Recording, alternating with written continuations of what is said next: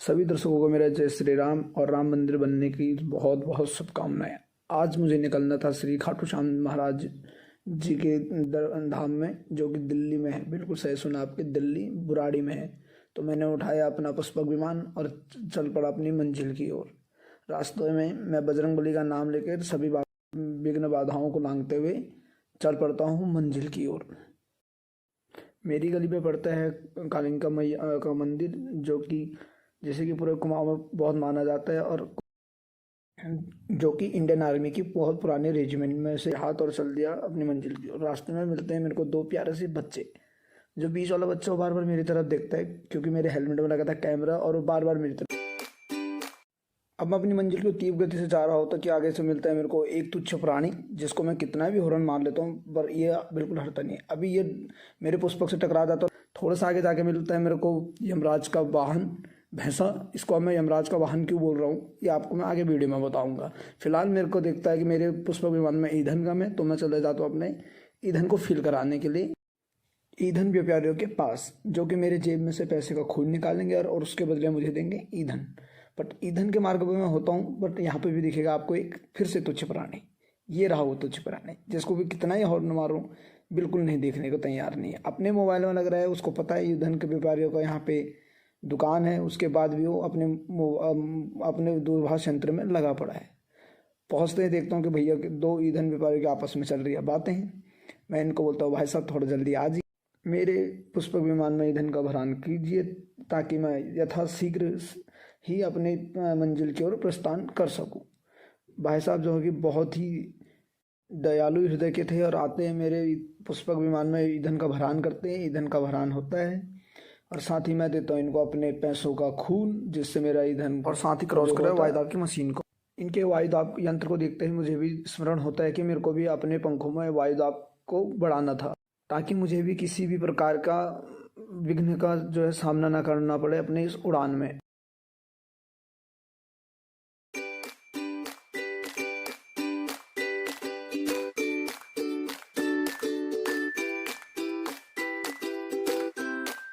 अब मैंने अपनी दो समस्या को समाधान करा ही था कि अब मौसम देव ने अपने हालात दिखाने शुरू कर दिए। बट मैं मौसम देव से लड़ पाता उससे पहले मुझे फिर से दिखा यमराज का भैंसा। अब यमराज का भैंसा क्यों मैं इसे बोल रहा हूँ, अब देखना अब इस वीडियो में।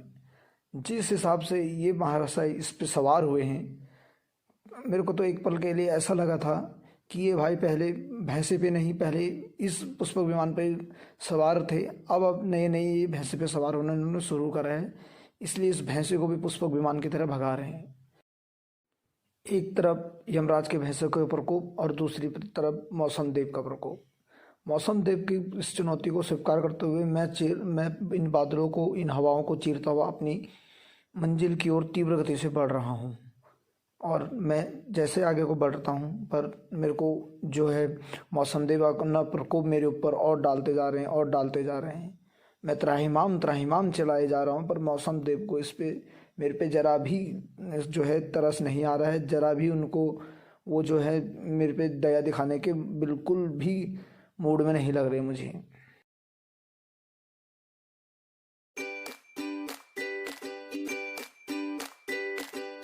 मेरी गति तीव्र थी, जिसकी वजह से मुझे यमराज का भैंसा फिर से दिखता है। मैं सोचता हूँ कि यमराज का भैंसा इससे पहले मेरे पे अपना प्रकोप दिखाए, मैं यहाँ से सर्वप्रथम मैं यहाँ से इससे तीव्र गति से निकल लेता हूँ, और मैं निकल पड़ता हूँ तीव्र गति से आगे की ओर।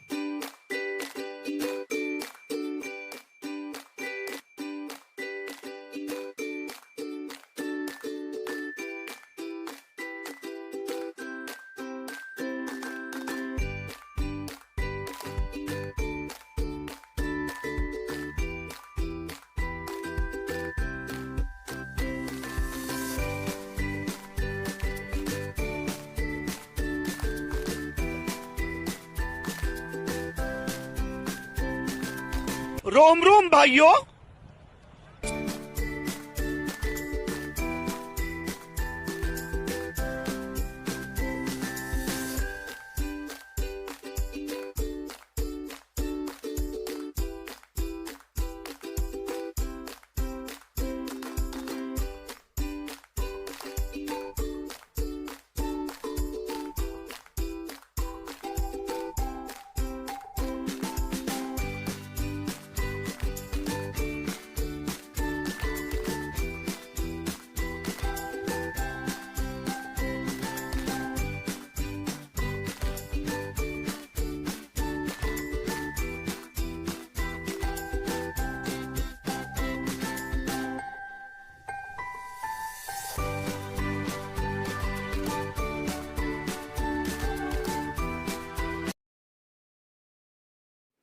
मेरी यात्रा जो कि मैंने यहाँ से शुरू करी थी और अभी मैं यहाँ पे हूँ, यहाँ से मेरी यात्रा भी और शेष बची है। हंसते गाते मैं जैसे ही अपने पुष्पक का आनंद ले रहा था कि मौसम देव ने अपना प्रकोप मेरे पे डालना फिर से शुरू करा और मैं त्राहिमाम फिर से चिल्लाने लगा। न जाने क्यों जो मौसम देव मेरे पे इतने क्रोधित हुए थे और अपना प्रकोप जो है दर पर दर मिनट पर मिनट पल पल मेरे पे बढ़ाए जा रहे थे। मैं इस प्रकोप से बचने के लिए मैंने अपने पुष्पक को आज्ञा दी कि और तेज़ी से बढ़ो। मेरा पुष्पक सभी वाहनों को पीछे छोड़ता हुआ आगे को बढ़ना शुरू कर दिया। भगवान कृष्ण ने गीता में कहा था कि बस तुम कर्म करते जाओ, फल की चिंता मत करो। बस मैं उसी श्लोक को और उसी वाक्य को अपने मन में दोहराता रहा और अब कर्म करने लगा। मैं कर्म करने के लिए और भी तेज़ आगे बढ़ते रहा कि मुझे मंजिल मिलेगी और मैं चलता रहा। प्रभु श्री राम की कृपा से मैं इस विघ्न को पार करता हुआ आगे को बढ़ रहा था और देखते देखते मैं मंजिल के और करीब पहुंच रहा था। तो आप भी मेरे साथ इस यात्रा का आनंद लें।